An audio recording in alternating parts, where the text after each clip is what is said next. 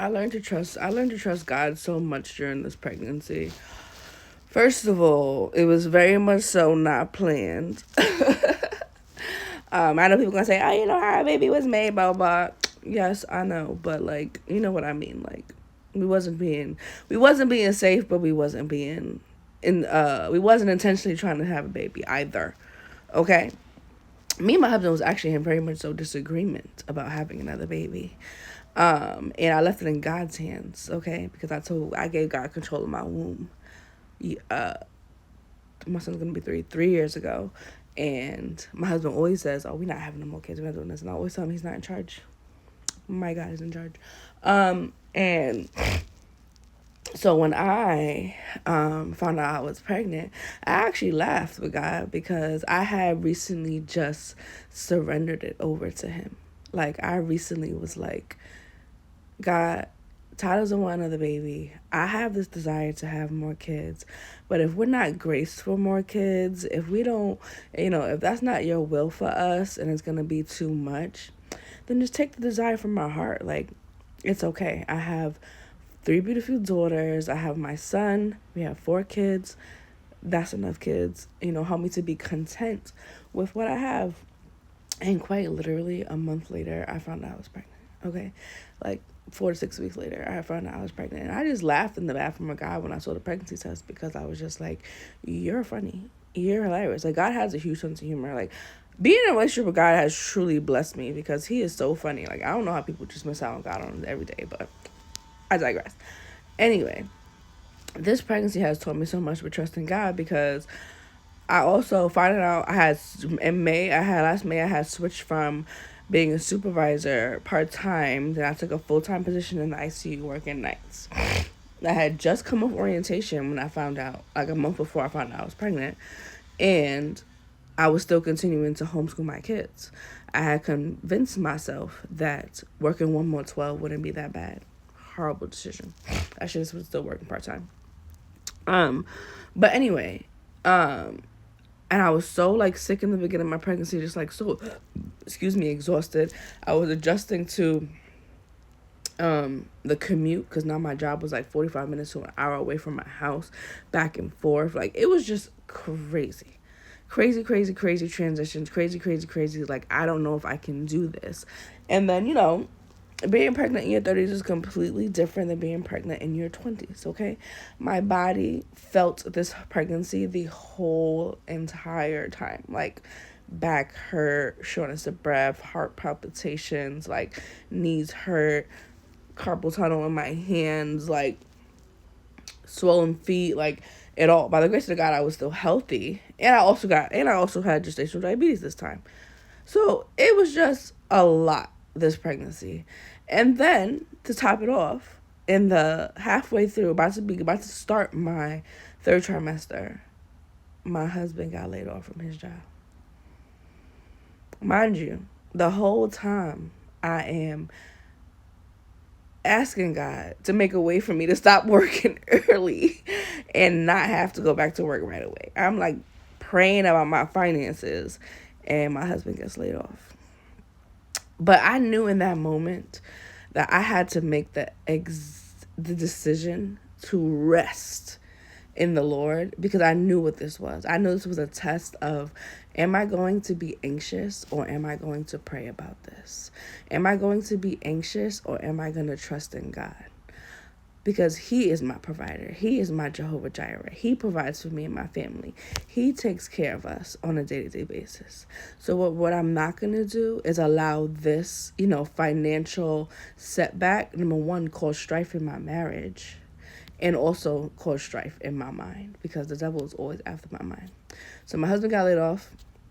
I started picking up like crazy overtime. So now I'm in my third trimester, quite literally working 4, 5, 12s a week. Like, exhausted, nights, still trying to homeschool the kids. My husband's picking up with the homeschool so that, I could sleep during the day more. That was the blessing, honestly, because when he was working and I was working nights, I wasn't getting no sleep during the day and I was just going to work so tired.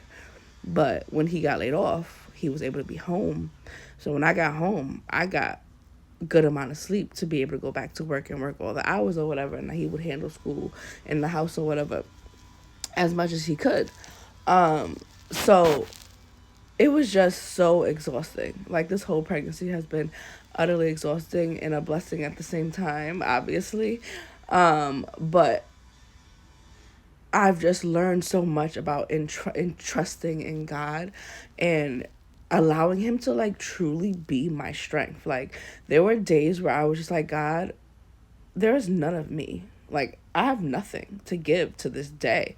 Like, you have to strengthen me. Like, as I'm getting ready for work, I'm like, you have to put the strength in my body. Like, you have to take over. Like, Holy Spirit, you have to meet me at this hospital so that I can, you know, take care of my patients well and advocate for them and not miss anything, and just so that give me the strength to walk around and do all these things. And then when I started having like these crazy heart palpitations and shortness of breath, I was just like, I really don't know if I can do this. But he has proved himself so faithful and so great, and all I asked for was to be able to have 2 weeks off before my due date so that I can settle down and actually rest before the baby gets here, and get things prepared in the house. Because when I was working, there was no preparation. There was no organizing of clothes and getting things together and all that stuff. It was survival. We were surviving out here, okay? But God has done just that. I have been off work since this is my second week not working in my pregnancy.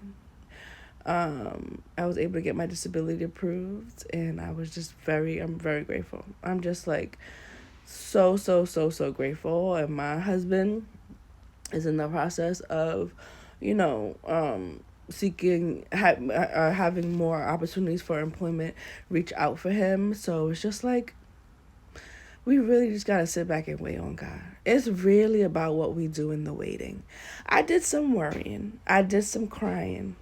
I did some God, I don't know, and mistrusting, and I had my bad days, but for the most part, I have learned a valuable lesson in this season, about trusting God and like just knowing that learning that he just truly works it out in the end, even not knowing what it looks like. And I got some other things I'm trusting him for. And like, this is going to be like a hardcore memory for me for the next time I'm worried. I try to be worried about something. For the next time where things look impossible, I'm going to sit back and be like, no. When I was pregnant with baby girl, God did it. And he's the same God. He can do it again. I just kept saying, like, God, this is a light thing for you to do. I don't remember where that Bible verse is, but that's a nugget for anybody who's looking for a reason to wait and trust in God. Because we can't be like the Israelites when they got out of Egypt. We cannot be complaining and murmuring. That is what blocked their blessings to begin with. Okay? We have to learn how to wait. Patience is not about time. Patience is about your ability to endure in hard seasons and trials and situations without complaining. And patience is also one of the fruits of the Spirit. So we have to learn as believers that, just like James says, we should count it as joy when we encounter trials and tribulations, because at the end we get to give God all the glory. Like, God never promised us no suffering. So when people walk away from God because things get bad, or they backslide because things get bad after they say they're going to walk with God, that don't make no sense. Because find it in the Bible where he says, oh, you give your life to me, you won't endure anything. You won't have to endure anything. Long suffering is literally one of the fruits of the Spirit. We have to learn how to endure with God. We have to build our stamina and our endurance with him and our trust with him. And I truly think trusting God is probably one of the hardest parts of the walk. Honestly, it's easy to say you have faith. It's easy to say that you love God. But do you trust him though? That's hard. So I just want to share that, because God will answer your prayers. It's about what we do in the waiting. So let's learn how to wait well. Let's learn how to wait in love and in prayer.